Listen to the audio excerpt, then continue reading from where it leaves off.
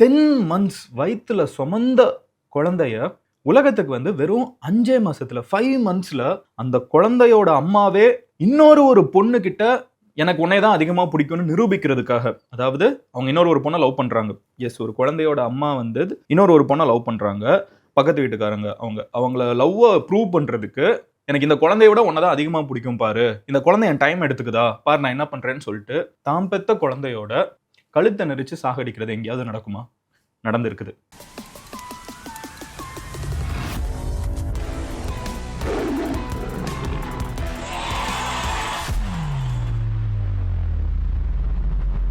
பாரதி அப்படிங்கிற ஒரு பொண்ணு, ஓகேவா? இவங்களுக்கு வந்து ஒரு 25 இயர்ஸ் ஆகுது.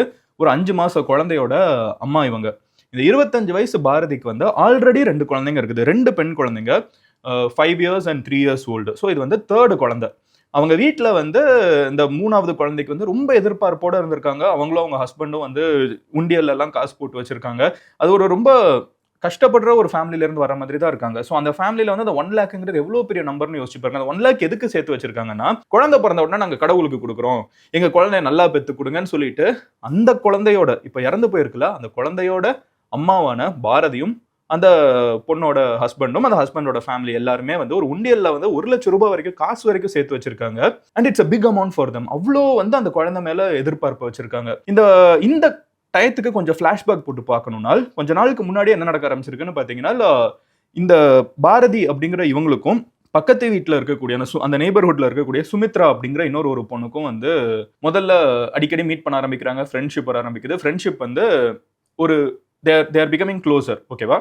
they become lovers. அவங்க லவ் பண்ணிட்டு இருக்காங்க, அவங்க ஒன்னா இருக்காங்க அப்படிங்கிறது வந்து அப்பப்போ அந்த ஊர்ல இருக்கிறவங்க யாராவது வந்து ஹஸ்பண்ட் கிட்டயோ ஹஸ்பண்டோட ஃபேமிலி கிட்டயோ சொல்லுவாங்கல்ல. அப்படி சொல்றப்போ ஹஸ்பண்ட் வந்து ஒய்ஃப் கிட்ட போய் கேட்கறாங்க, என்னம்மா நீ வந்து அந்த பொண்ணோட உன்னை வச்சு பேசுறாங்க அது இதுன்னு இருக்கப்போ இவங்க இருந்துகிட்டு இல்ல அதெல்லாம் வந்து சும்மா வதந்தி, அதெல்லாம் நம்பாதீங்க அந்த மாதிரி பேசிட்டுறாங்க. இப்போ இவங்க 2 பேரும் ஒன்னா சேர்ந்து நிறைய ரீல்ஸ் எல்லாம் போட்டிருக்காங்க இன்ஸ்டாகிராம்ல. இவங்க கப்புளாவே வந்து, அதாவது இந்த பொண்ணும் அந்த பொண்ணும் வந்து கப்பல் மாதிரி நிறைய ரீல்ஸ் எல்லாம் போட்டிருக்காங்க. பட் ஹஸ்பண்ட் அதையும் வச்சு கேட்கிறப்போ, என்ன சொசைட்டி மாதிரி பேசுறீங்க, 2 பேரும் ஒன்னா இருக்க கூடாதா? நாங்க வந்து 2 பேருமே வந்து இதான், நாங்க 2 பேரும் ஃப்ரெண்ட்ஸ் தான், தப்பா ஊர்லாம் பேசுறாங்க, நீங்களும் அப்படி தப்பா பேசாதீங்க அப்படின்னு இருக்காங்க. பட் இது வந்து அவங்க ஹஸ்பண்டுக்கு ஒரு பாயிண்ட்டுக்கு மேல நிறைய சந்தேகம் வந்து, ஒய்ஃபுக்கும் ஹஸ்பண்டுக்கும் நடுவில் பிரச்சனை வந்து, ஒய்ஃப் வந்து வீட்டை விட்டு கிளம்பி அம்மா வீட்டுக்கு போயாச்சு, அவங்களோட ஃபேமிலி வீட்டுக்கு போயாச்சு.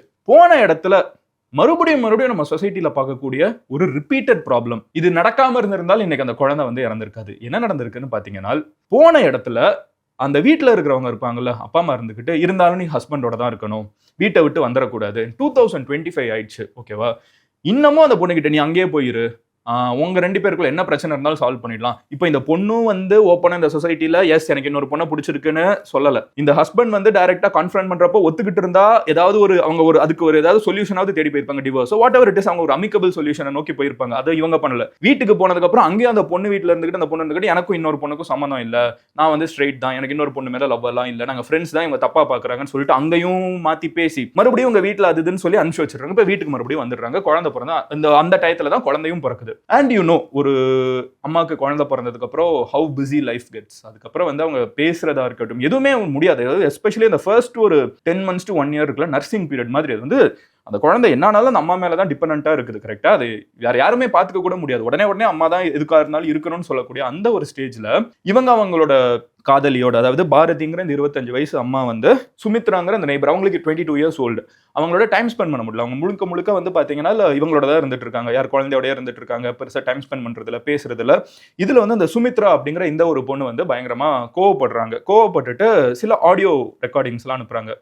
என் கூட இருக்கிற டிபி எல்லாம் எடுத்துரு, அவங்க டிபியில 2 பேர் மாத்தி வச்சிருப்பாங்க போல, என் கூட இருக்கிற டிபி எல்லாம் எடுத்துரு, நான் உன்னை உண்மையிலேயே லவ் பண்ணல, எனக்கு வந்து நீ அட்டென்ஷனே கொடுக்க மாட்டேங்கிற, டைம் ஸ்பெண்ட் பண்ண மாட்டேங்கிற, எனக்கு நீ வேணாம், நீ போயிடு, அப்படி இப்படின்னு இவங்க 2 பேருக்குள்ள கான்ஃபரன்டேஷன் நிறைய வந்துட்டு இருக்குது. இந்த ஒரு மொமெண்ட்ல வந்து பாரதி அவங்க வந்து தன்னோட காதலை நிரூபிக்கிறதுக்கு, யாரு இவங்க கிட்ட, சுமித்ரா கிட்ட வந்து 22 year old சுமித்ரா கிட்ட, நெய்பர்ஹுட்ல இருக்கிறவங்க கிட்ட, நான் உன்னை தான் லவ் பண்றேன், எனக்கு வேற யாருமே முக்கியம் இல்லை, இந்த ஃபேமிலியை விட, ஹஸ்பண்டை விட, இந்த குழந்தையும் விட நீ தான் முக்கியம் அப்படிங்கிறத சொல்லியிருக்காங்க. அவங்க வந்து இல்ல நீ பிளாக் பண்ணிடு, விட்டுரு, நம்ம இதை விட்டுறலாம், எனக்கு இது உனக்கு பிடிக்கல, நீ எனக்கு அட்டென்ஷனே கொடுக்க மாட்டேங்கிறன்னு சொல்றப்போ அவங்களை இம்ப்ரெஸ் பண்றதுக்கு, யோசிச்சு பாருங்க, பெத்த தாய் இம்ப்ரெஸ் பண்றதுக்கு, இன்னொரு பொண்ணை இம்ப்ரெஸ் பண்றதுக்கு தான் பெத்த குழந்தைய கழுத்தை நெரிச்சு சாகடிக்கிறாங்க. வீட்டுல யாருமே இல்லை, வீட்டுல எப்பவுமே கூட யாராவது இருந்துகிட்டே இருக்காங்க. ஒரு நாள் 5 மாசத்துல ஒரு நாள் அவங்களை தனியா விட்டுட்டு போற அந்த நேரத்துல இவங்க வந்து பெத்த குழந்தைய வந்து கழுத்து நெரிச்சு சாகடிச்சிடுறாங்க. வீடியோ என்ன சடனா நின்றுச்சுன்னு யோசிக்காதீங்க. இதுவும் நம்ம சேனல் தான். பட் இது மதன் கௌரி கிளிப்ஸ். ஒரு பெரிய வீடியோவோட முக்கியமான போர்ஷன்ஸை மட்டும் கட் பண்ணி போஸ்ட் பண்ற சேனல். நீங்க ஃபுல் வீடியோவை பார்க்கணும்னு நினைச்சீங்கன்னா இங்க இருக்கிற கார்டை கிளிக் பண்ணலாம். ஆர் கீழே இருக்கக்கூடிய கமெண்ட் செக்ஷன்ல லிங்க் இருக்கும், டிஸ்கிரிப்ஷன்லயும் லிங்க் இருக்கும். அதையும் கிளிக் பண்ணி மெயின் சேனல்ல ஃபுல் வீடியோ பார்க்கலாம்.